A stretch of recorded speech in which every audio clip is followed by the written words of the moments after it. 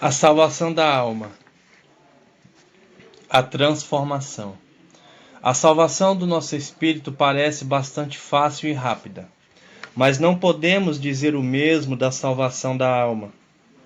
A alma tem 3 partes: mente, vontade e emoção, e por causa da queda elas tornaram-se muito complexas.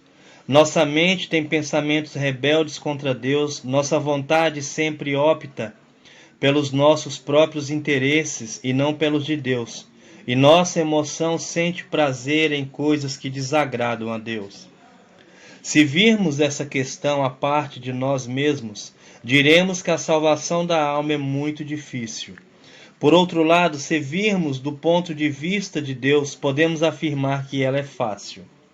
Por isso, basta viver no Espírito, submetendo-nos constantemente à direção do Espírito dentro de nós.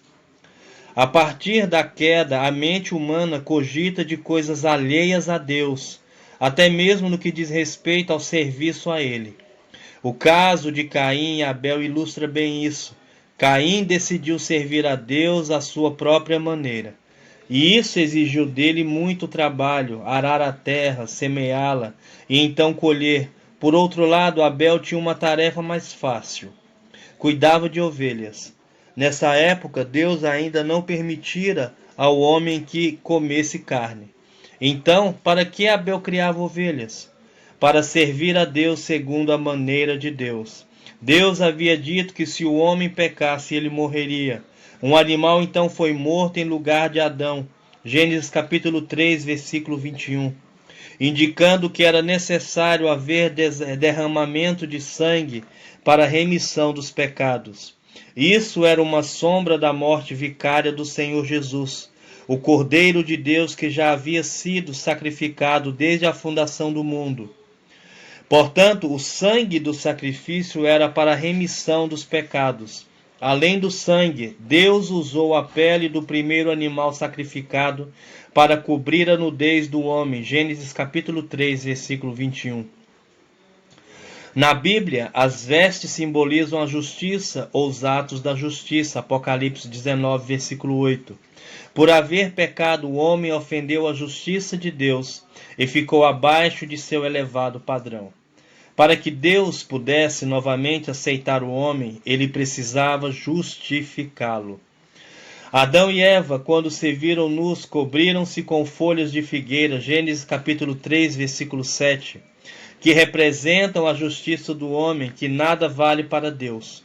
Em todo o universo, somente Deus é justo, e até mesmo é a própria justiça. Assim, nada que não tenha o padrão de justiça de Deus não pode satisfazê-lo. Por isso Deus imolou um animal e cobriu o homem com a pele. Muito provavelmente esse animal era um cordeiro que simbolizava Cristo como o único sacrifício aceito por Deus pelo pecado do homem. No Novo Testamento lemos que Cristo é a justiça de Deus. 1 Coríntios 1, versículo 30. Para que nele pudéssemos ser feitos justiças de Deus. 2 Coríntios capítulo 5, versículo 21. É como se Deus nos vestisse com Cristo. Desse modo, ao olhar para nós, Deus não vê nossa injustiça, mas vê Cristo e assim Ele pode aceitar-nos. Por fim, o sacrifício propiciava a reconciliação com Deus. Quando a oferta era queimada, um aroma agradável subia a Deus e Ele era satisfeito. O aroma indicava que havia um homem na terra oferecendo sacrifício a Deus e ele, então, o aceitava por isso. O sacrifício era suficiente para Deus e o aroma agradável era sinal de que o ofertante tomara o caminho de Deus para reconciliar-se com ele. Abel serviu a Deus segundo a maneira estabelecida por ele. Por isso, Deus o aceitou. Caim, no entanto, preferiu seguir seu próprio método. Por causa disso, sua oferta não foi aceita. Como resultado e por causa da ação do pecado em seu ser, Caim matou Abel.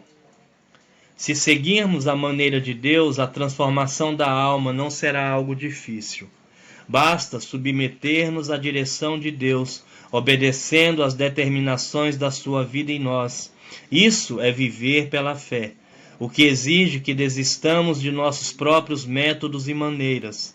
Busquemos a Cristo que habita em nós e sigamos a unção interior, não as circunstâncias exteriores.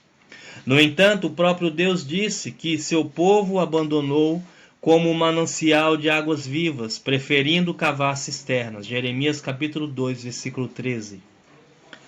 O manancial é oculto, subterrâneo, e as cisternas são visíveis. Para receber o suprimento que há no manancial de águas vivas, precisamos exercitar a fé e crer em algo que não vemos.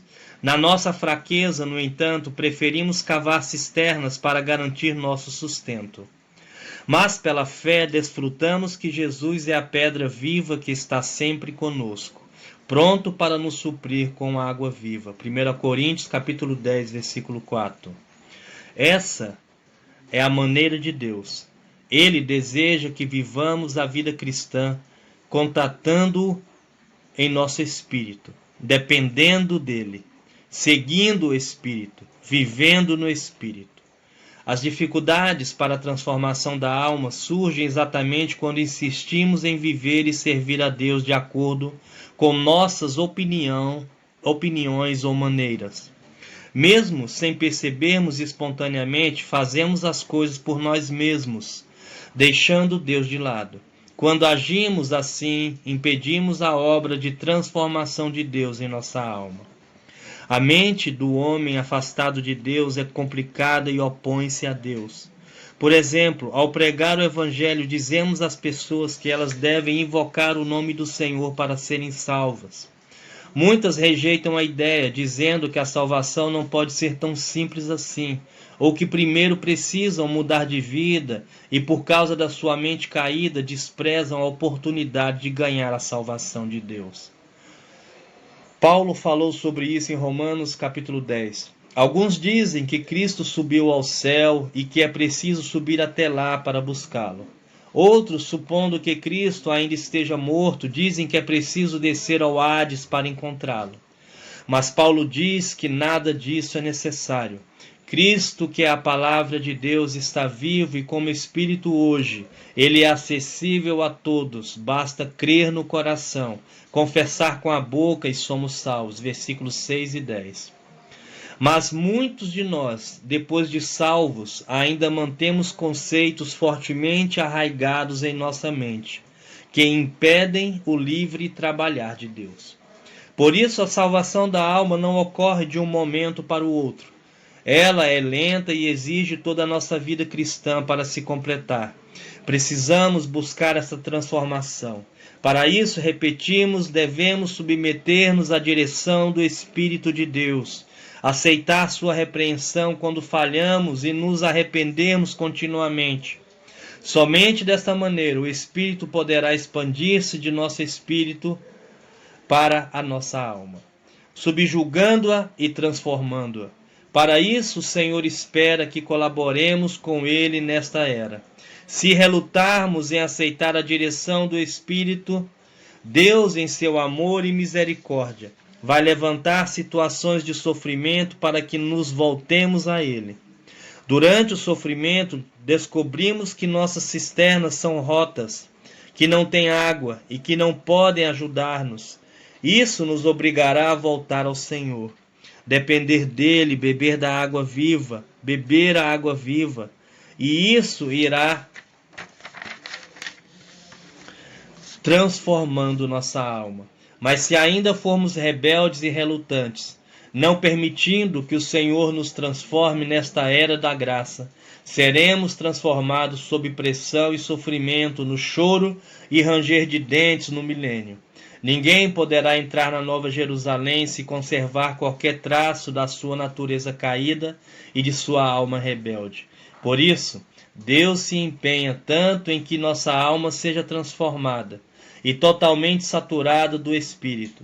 No seu grande amor, o Senhor fala-nos hoje da necessidade da salvação da alma. Nesta era temos sua graça, sua palavra e a igreja que nos auxiliam em nossa transformação. Não podemos desperdiçar essa oportunidade.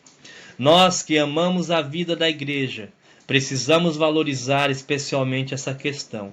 Em Efésios capítulo 4, vemos a vida normal da igreja que todos almejamos. Um ambiente de humildade, de mansidão, de ajuda mútua, de amor, onde nos esforçamos para manter a unidade. Mas se desejamos viver isso em realidade, precisamos da salvação da nossa alma. Deus precisa transformar nossa alma para poder edificar a sua igreja.